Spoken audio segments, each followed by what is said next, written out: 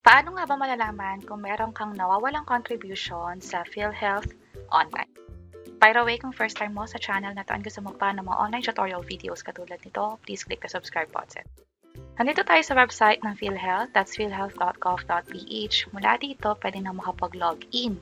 Also, kung gamit yung iPhone nyo, pareho lang din yung magiging itsura. Basta pumunta lang kayo sa same website and i-click itong member portal. Click ko itong register login. Hindi tayo gagawa ng account, instead mag-login tayo. I-enter itong username and password, pati na yung CAPTCHA. Click login. Ito na agad yung MDR natin. Itong MDR pwede itong magamit just in case nire-require sa atin sa clinic or sa ospital. Dito sa bandang kaliwa, merong premium contribution. Dito na malalaman yung monthly hulog sa atin sa PhilHealth. Halimbawa, kung may tanong ka, yung kumpanya pinagtatrabahuhan mo ay pino-forward ba sa PhilHealth yung binabawas sa'yo kada sahod, pwede mo yan malaman dito. Pwede mong i-check yung year, yung month, and also yung contribution na din kada buwan. Pati yung mga previous year, pwedeng malaman dito. At again, pwede mo yan i-access online lang. Pwedeng gamit ang cellphone mo basta may internet connection or data.